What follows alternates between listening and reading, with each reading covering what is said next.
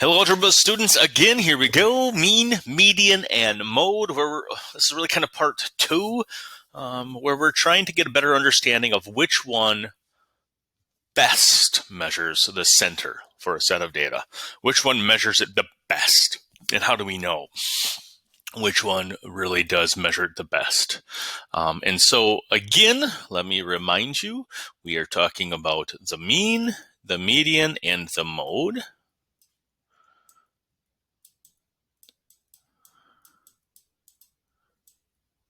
And in class, or our live session, we talked about identifying when these would be the best. The mean is going to be the best measure when there are no outliers, right? There's nothing that skews our information one way or the other, where we have something really, really tiny or something really, really large that would throw off the mean. So the mean is the best measure for center when there are no outliers. Therefore, the median is best when there is an outlier, or two, perhaps, right? When an outlier exists, we want to use the median.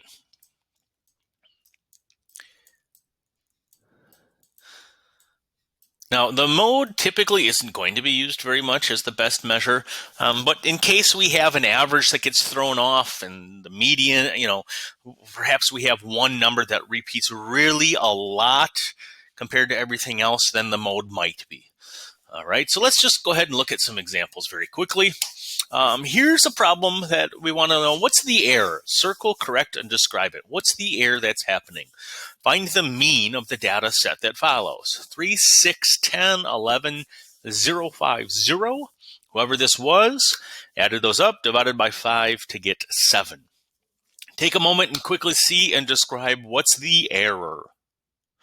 Well, hopefully you noticed that if we count the number of entries in our data set, if I counted how many there are here, 1, 2, 3, 4, 5, 6, 7, there are 7.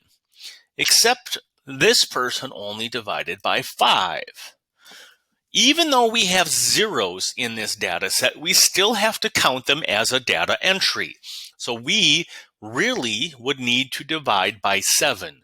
We'd have to figure out this total, 11, 22, 32, 35 on top, 35 for a total, and divide it by 7 entries to get a mean of 5. So even though there's zeros in there, we still have to count them as a value in the data set. Next one. Which one is the best? Okay, we got a retail store here that has sales of 40, 436, 650, 530, 500, 650, 489, 423. All right, determine and defend which one would be the best. So I'm going to go back to Desmos. And we're going to create a table and a data set inside of Desmos again. So I'm going to quickly pause the video and write those down. All right, so let's go back to our table inside of Desmos and enter those values. 436, 650, 530, 500, 650,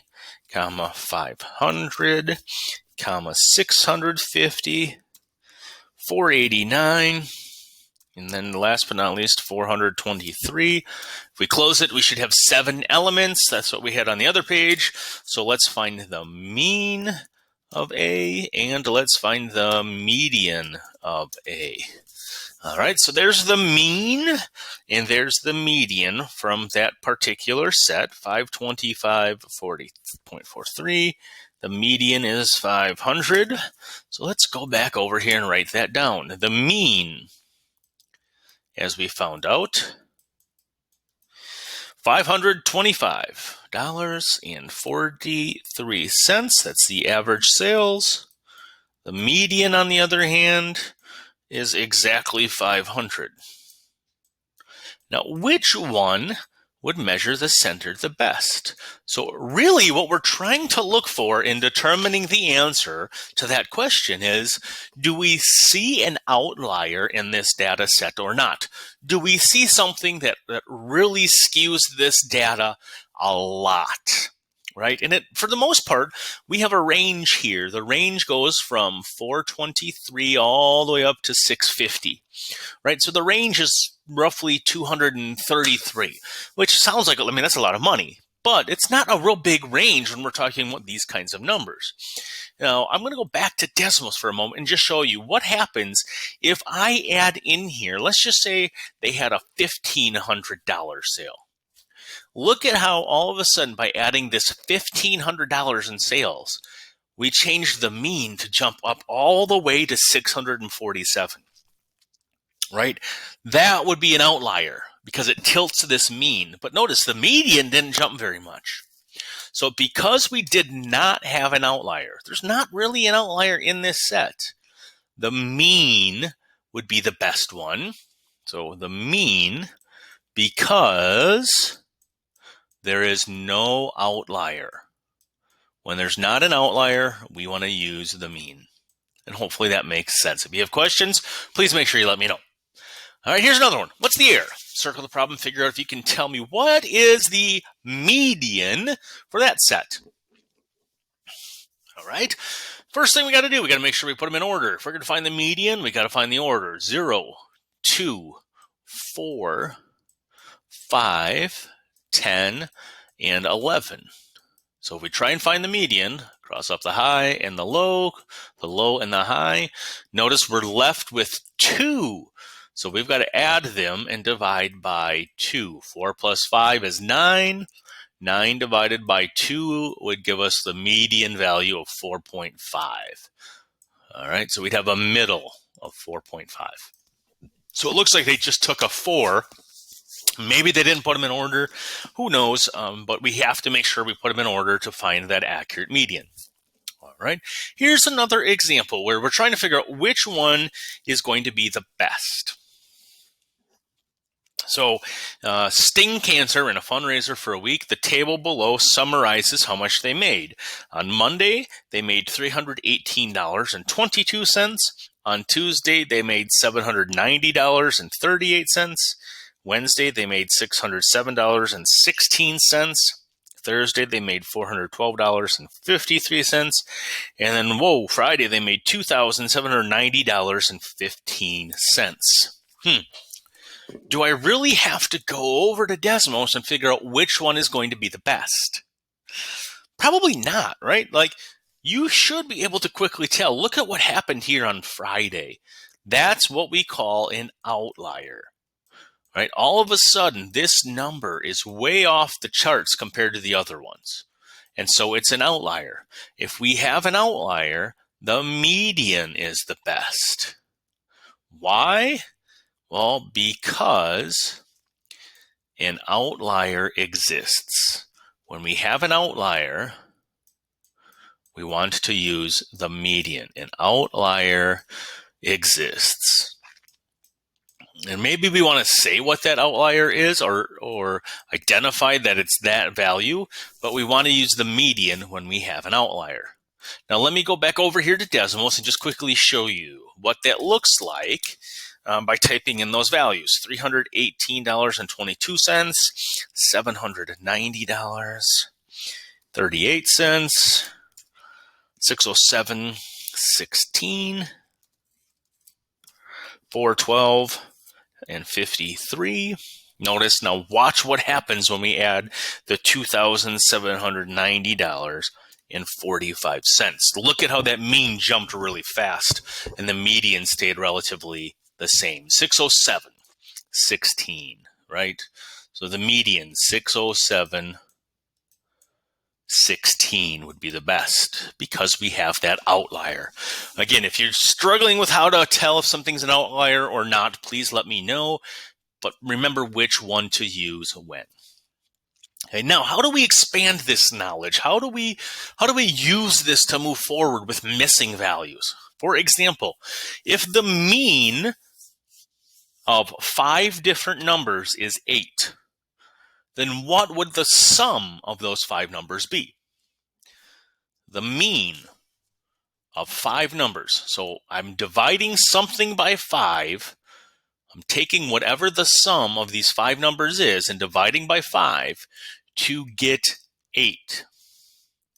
Therefore, the sum would have to be 40, because 40 divided by 5 is how we get that 8. So we're kind of working backwards here, right? I understand that I've got 5 numbers, and their average was 8. Now, we can expand that a little bit farther by trying to create certain sets that have a certain set of criteria. Create a data set that satisfies the following. We've got 5 numbers. So you notice the first thing we're going to do is draw 5 blanks, because that's the number of data in our data set. 5 numbers. The mode is 10, and the median is 12. Median is 12. That means the middle has to be 12. Well, if I've got 5 sets, right here is the middle. That has to be the middle. The median is 12. Boom, done with that one. The mode is 10. Well, if the mode is 10, mode means it has to repeat. That means this one has to be a 10, as does this one. Well, why down here, might you ask? Notice the median has to be 12. So that has to be the middle, meaning I need 2 lower numbers than 12, and I'm going to have 2 higher numbers than 12. And if that's the case, the second criteria here said that the mode had to be 10. Well, therefore, if it has to repeat because it's a mode, those have to be the 2 lower values, less than 12. So what can I put in here for 2 higher values?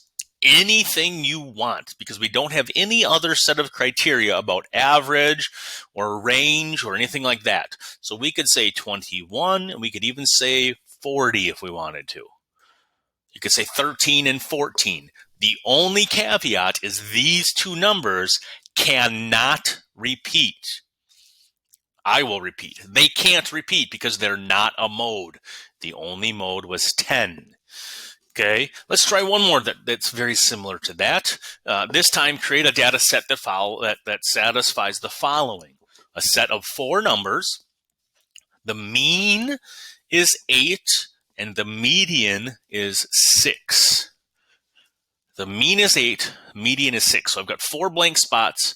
If there's 4, that means somewhere right here, right in here, the median is 6. So I need 2 numbers that are going to give me a median of 6. The other part that they tell us is that the mean is 8. So the sum divided by my 4 values, my 4 data entries, has to equal 8.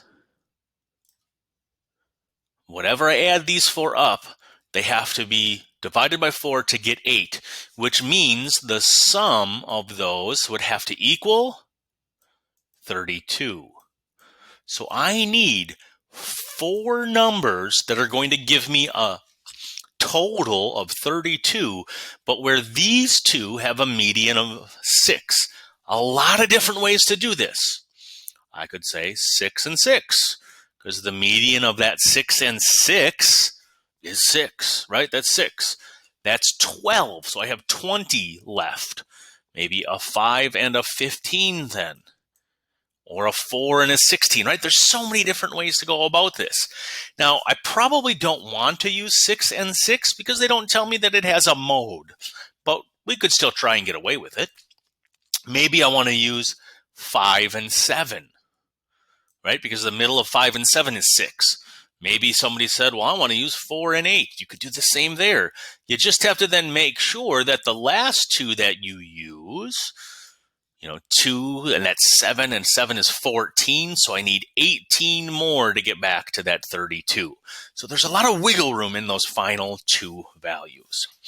I hope you found this helpful. I hope you can see how we're utilizing the different mean, median, and mode to create those sets. That's what you're going to have in today's practice problems on page 3 of your packet.